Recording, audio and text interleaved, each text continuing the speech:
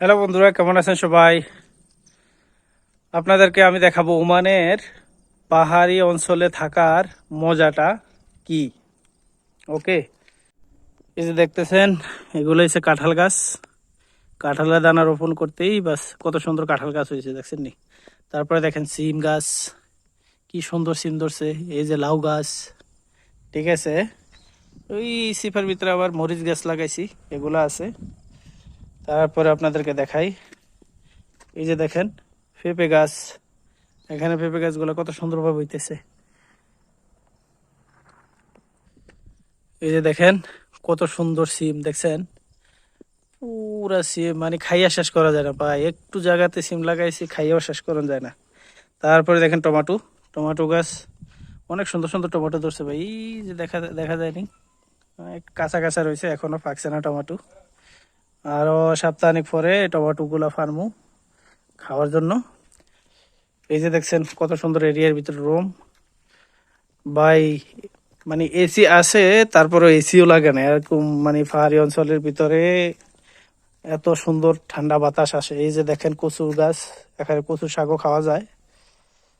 তারপরে তারপরে দেখেন এখানে কচুর শাক খাইতে খাইতে অবস্থা, মানে কচুর শাক গুলা মানে একটু হইলে কচি কচি গুলা কাইটা লাই, বাস শেষ, খাইয়ে লাই। আর ভাই এত এরকম যেদিকে যাবেন কত সুন্দর সুন্দর গাছপালা রে ভাই, সেই একটা দৃশ্য।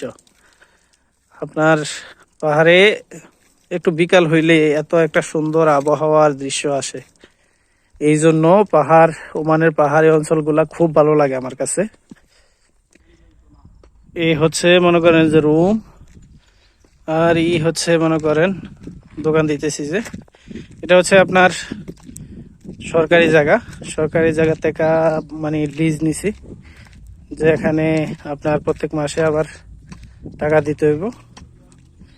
এটার মানে আপনার সুবিধা হচ্ছে ভাড়াটা কম। সরকারি তো ভাড়া কম লাগে। প্রথমে নিজের ইনভেস্টটা একটু বেশি করতে হয়, নিজে দোকান বানাইতে হয়, সবকিছু নিজের খরচে করতে হয়। তারপরে ইনশাল্লাহ প্রফিট ব্যবসা হইলে আপনার দোকান ভাড়ার টেনশন নাই, এগ্রিমেন্টের টেনশন নাই, যে 2 বছর 4 বছর পরে মালিক বলবো চলে যাও, এরকমের টেনশন নাই। এই হচ্ছে সুবিধা, বুঝছেন? এই যে দেখেন পেট্রোল পাম্প, মার্কেট সবকিছুই আছে এখানে।